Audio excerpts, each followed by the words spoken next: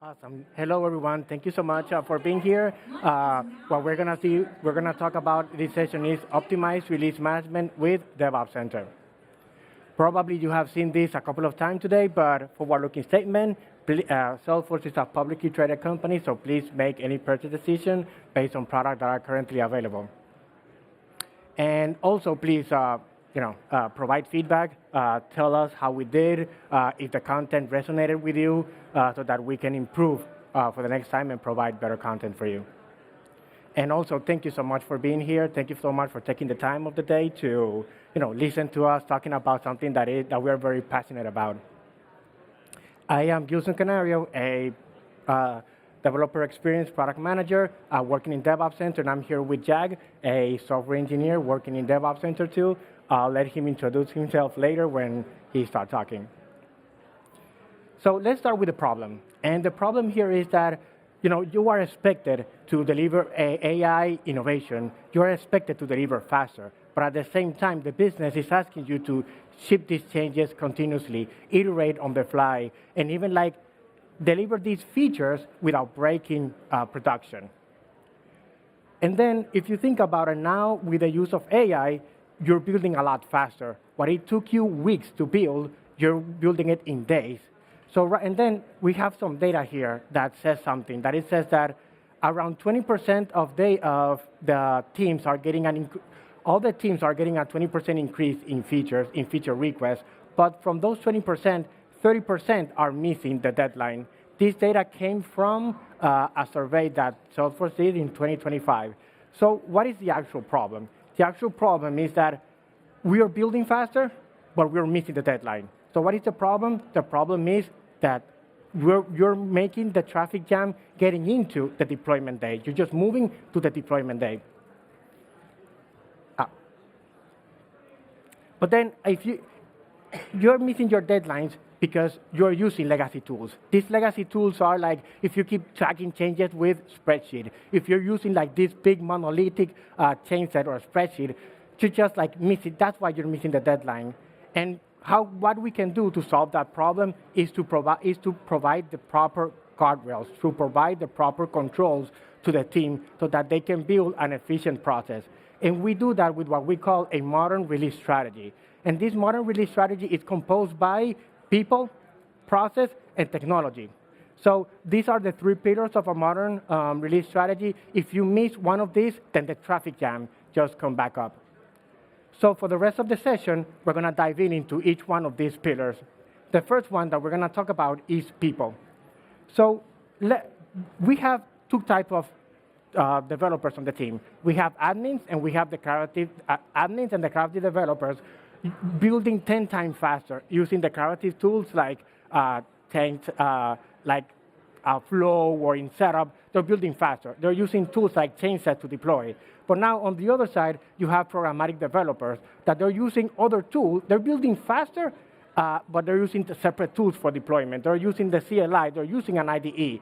So what happens is that you're working with teams that are using different tools, and they're not compatible with each other. So at the time of deployment, assuming you have this big change set and you're deploying, it's going to fail because you're going to have either conflict, you're going to miss context, you're going to miss dependency that your environment doesn't have. So the first thing that we have to do is have everyone working from the same place, working from the single source of truth, so that is outside of any specific org, and they can collaborate together and all the environments to stay in sync. The second pillar that we're going to go is process. We're not going to improve this by building faster. We're not going to provide this by giving faster card. We're going to fix this by adding proper lanes, adding rules of the road, adding manuals, adding traffic light. That's how you're going to improve your traffic jam. And you do that by first implementing an application lifecycle management process, which is basically the steps that every change or every feature that your team does goes through. You start with ideation, where the team gets together to plan and prioritize what they're going to do. Then they build those changes. They test those changes, ideally through multiple stages, until it gets to production or until it's deployed to production. But it doesn't stop there. You have to keep observing or keeping an eye on the change to ensure that it is behaving as you're expecting, but at the same time, it is providing value to their users. And this process, what is good about this application lifecycle management process is that it's iterative.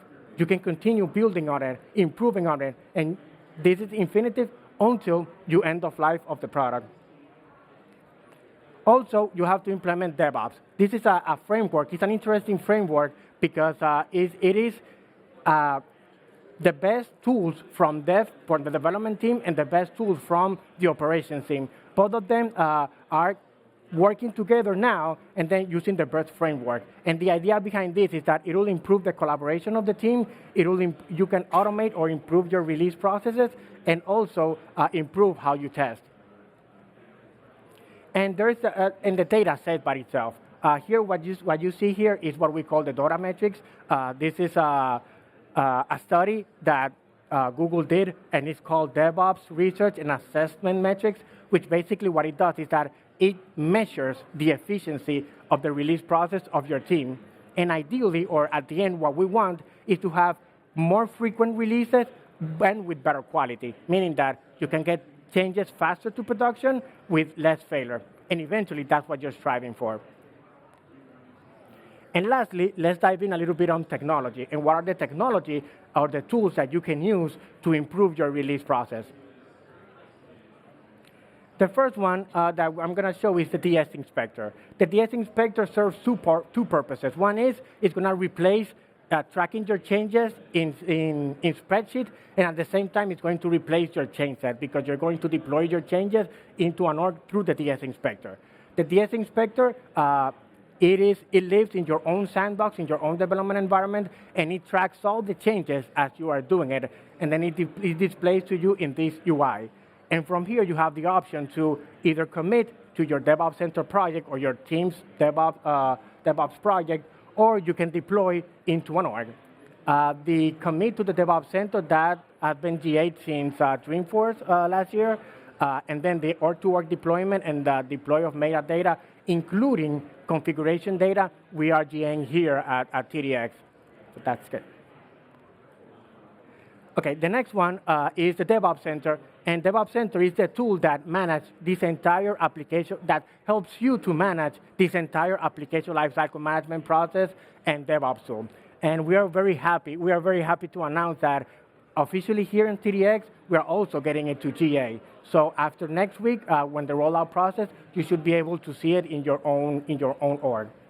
So with DevOps Center, what it does is that it can help you track and manage your changes as it moves through each stage of your application lifecycle management.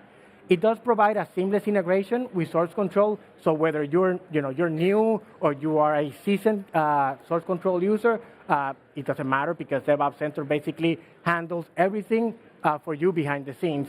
And also, it does the migration of changes from one org into the next using clicks instead of code. And we're also adding a layer of an agentic layer that basically with natural language, you can do DevOps Center operations like promote my changes or create a review. And at the same time, it will help you resolve when you get into trouble. Like if you have a merge conflict or a deployment error, it will help you navigate through that and resolve it. How many of you, I'm curious, how many of you have used DevOps Center or used DevOps Center? Okay, we have a few here, so that's good because this new, we're not going to leave you behind. We're going to provide a migration path for it. We're currently working on it, so in the next few weeks, you should know more about it. But once we GA, you should be able to start from scratch using the new DevOps Center. What's new with this next generation of DevOps Center? One is that it's easier to set up. Now you don't have to go through the installation process of the managed package. It will always be on in your org, and updates will be automatically. You don't have to self-update too. Now we made it deeply integrated into the platform. So what it means is that now you're going to get a boost in performance. So operations like using DevOps Center regularly or promotions, it will be much faster. And also, we made it part of using the SLDS, so that way you're going to have a UI that you guys are familiar with, but at the same time, you can customize it to your own workflow. We're going to have an agentic layer where you can use natural language on your day-to-day operations. And also, this one is very important because this is one of the biggest feedback that we receive is that as part of the deployment operation, or we call it promotion, you can promote data as configuration or configuration data as part of the metadata promotion. That one we're really excited about. The capabilities that is going to be included by TDX are, along with what I mentioned, the configuration data, you should be able to deploy React application and data 360 metadata. We also have a new feature called one-off promotion, which basically you can pick or unplug one work item from your stage in case you need to expedite through the pipeline, and then you can promote that specific work item through each stage of your application lifecycle management. I did mention about the agentic experience where you can use natural language to use DevOps Center and to resolve merge conflict and deployment issues. And also, you're going to see that we also implemented our Dora metrics. So now you can keep track of the team efficiency as they're working towards it. And now I'm going to give it to Jack so that he can do a quick demo. Thank you, Dilson. So we'll get started with the demo. So I'll be showing the normal UI path of it. But if you're looking for the agentic demo, please stop by at our booths downstairs, downstairs. So we are there, and we'll be happy to show you the agentic side of this. So this is the home page, and once you land here, you can pretty much get a sense of where your entire development is. So you have the activity history, which shows what are the work items that you have been recently created, which stage of the pipeline they are. You have the work item list here. You have the list of projects here. Let's click on the projects and get into this. And the first thing you see here is the Dora metrics. As Gilson said, this is an industry standard to track your CI/CD pipeline. Google came up with this. And if you're using our tools, then you should definitely see improvements on these numbers over time. So of course, some of these numbers, things are still in the pipeline, so they are 0, but eventually as you move work items into production over time, you should see some real numbers and see some improvement with our tools. With that, for the purpose of demo, again, we have this weather app, and I've created this new work item called adding a zip code search feature. So the first thing you do is assign a development environment to this. I did this up front. So this is a Scratch org or a sandbox that you can assign where you will be doing all the development work related to this, this particular work item. So let's mark this as in progress. And this did something interesting. What it did was it created a branch for this particular work item in the repository of your choice. So right now we support 2 VCS systems, GitHub and Bitbucket. So more are in the pipeline, but a branch is created for this particular work item in that specific VCS system. So now, one interesting thing you see here is you have this this is a sandbox where you can do the actual development. Let me click on this. With single click, you go to that sandbox or a Scratch org where you do the actual development. All of the login information, it's all saved at the per user level. So it's one time you configure it, and then from there on, it's all single click for you to access these environments. You go there and you make the changes needed for this particular work item. I did that work up front. So let's go and look at so this is a zip code related work that I've done. What I've done is I've added a object to track this zip code search feature. And let me click on commit. And what that's going to do is it's going to get in touch with the hub org and then fetch you all the related work items against which you can commit your local changes.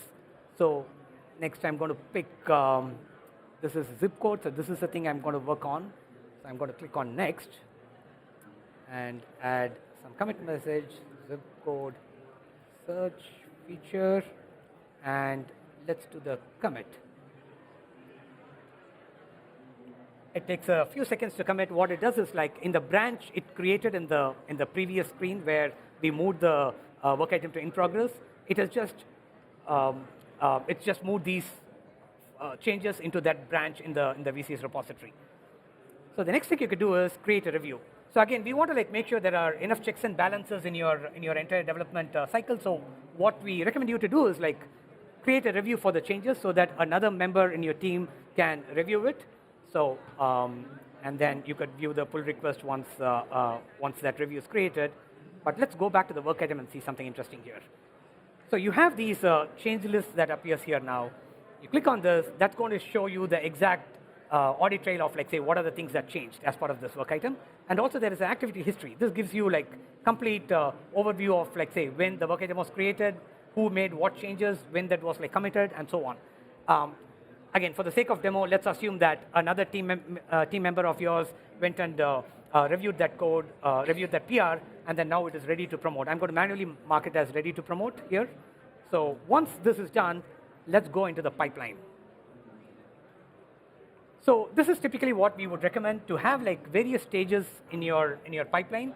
Each stage corresponds to a sandbox environment where you can bring several changes from various team members and then test it, eventually move through UAT staging and eventually reach production. So as you see, the zip code feature that we added is in the very first stage. So a release manager of your team can come in and then say, okay, this is an important change that I want to be part of the next release. So that person can select that and then say, let me promote it to the next stage of the pipeline. So, and here is where Gilson touched on this. So we also have another product we are doing dev review of. It's called as DevOps testing. This would play a role here, but I'm not going into details of that. What that means is like you can pick and choose the test that you want to run as part of this promotion, but that's outside the scope of this particular demo. So I'll just go ahead and hit promote. What that's going to do is take all your changes from the single developers instance, developers org, and then push it into the integration where other work items which other developers or admins worked on are all there. So there is like one place for you to go and see. And then you just, again, as he said, it's all the magic of having all the authentication stored. You can click on this particular, that's the org that's associated with that. That'll take you to the org for you to like see the changes there. And once you have that, once you are happy with this, you could promote the entire stage to the next, and eventually that goes into production. So again, we have set up the pipeline here. We can be more hands-on and then give you how to set up the pipeline if you visit us at the booth downstairs. Again, I can walk you through these things. So that's kind of the end-to-end demo of DevOps Center. Want to open the presentation? Yeah, sure. Yeah. And that's it. Thank you very much, Jag. So please take a screenshot here. A lot of resources on how to get started. Let me see, still some phones.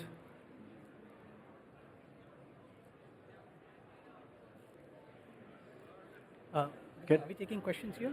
And thank you very much. We'll be answering questions around here. Thank you very much.